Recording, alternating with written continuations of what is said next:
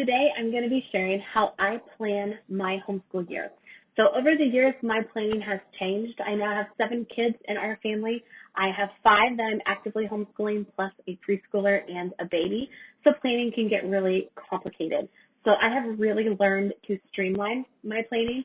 I don't want to spend any extra time on planning, and the plans always end up changing at some point during the year because something happens and it throws us completely off track. So I have found that writing daily or even weekly lesson plans does not work for me. We don't ever stick to them. It is just a huge waste of my time. I don't even go back and journal what we do day by day because I just don't have time to do that either. So for our records, I just make sure to keep some of our assignments, some of our completed work.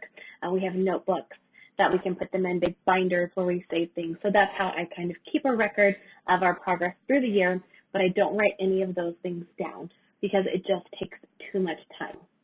So I'm going to share my simplified planning method that has just kind of evolved over the past several years in homeschooling. So the first thing I do is I choose a start date. So for my kids, they like to have a target start date where they know that it is time to get back into school mode full time. We kind of school year round. We have a different schedule over the summer, but we always like to start our new school year in August when the schools up here go back to school. So we start a new school year. They have a date that we're aiming for. So we have a day that is our first day of school, and we always have some fun traditions that we do on that day.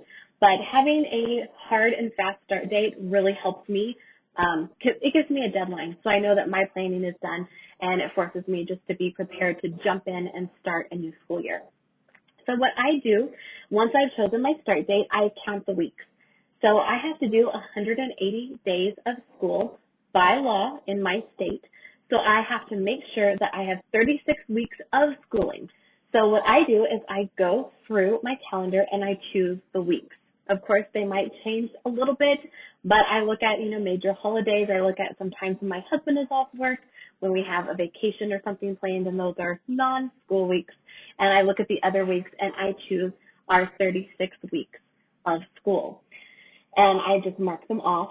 And it's okay if they get switched during the school year. It doesn't matter, but I know that I have 36 weeks of school that I'm aiming for. And then I add 2 extra weeks, and sometimes 3, depending on what we have going on. If we have a new baby that year, I usually add some extra weeks because there's going to be some weeks where we get really, really off track. And I just want to be planning ahead for those so I don't feel stressed. And I know I kind of have those buffer weeks.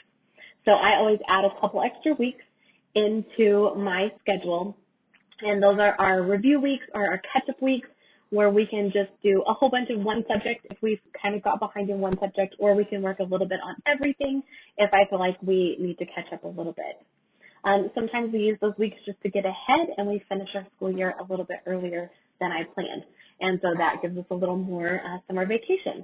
So either way, it all kind of evens out, but that's what I aim for. So I go ahead and I write the weeks on my calendar, and I plan around the holidays, and I try to map out my year so I can kind of see where my breaks are falling, because I don't want to have multiple weeks of school in a row with no breaks. I want to make sure that if I have, 6 or 7 weeks, I'm putting a break in there, whether it's a fall break or a spring break or something around a holiday. I just want to make sure that I kind of have some breaks in my schedule. So I like to see it all laid out on a calendar, so I print off a calendar that kind of shows the school year, and I just go ahead and write them in, and I number all the weeks so I kind of can see what we're aiming for.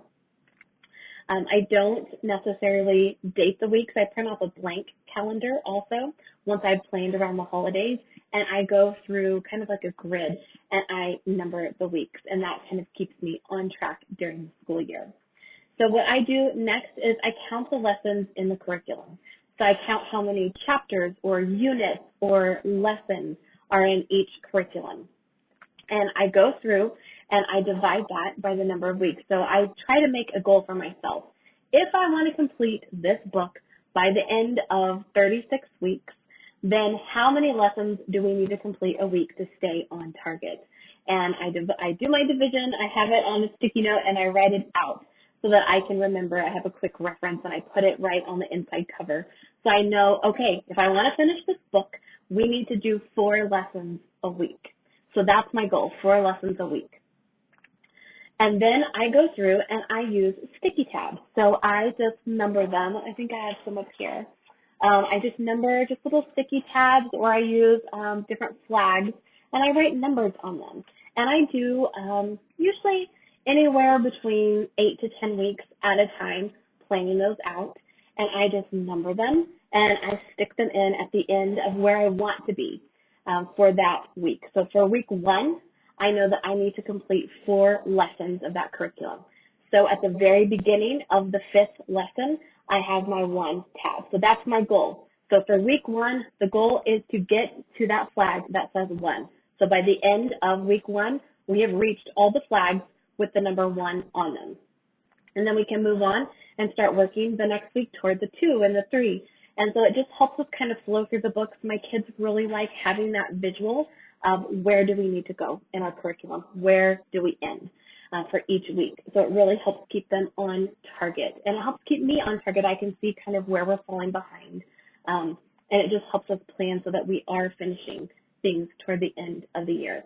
Then I also use other sticky notes across the top of my book. So I have a color, I usually use green, and that is where my kids are working. So they have a green tab, which is the page that they are working on that day. So they can quickly flip to that page, they can open their book and find where they are and check their progress. Then I usually use another tab, I usually end up using pink. That's my tab, and that is where I've graded.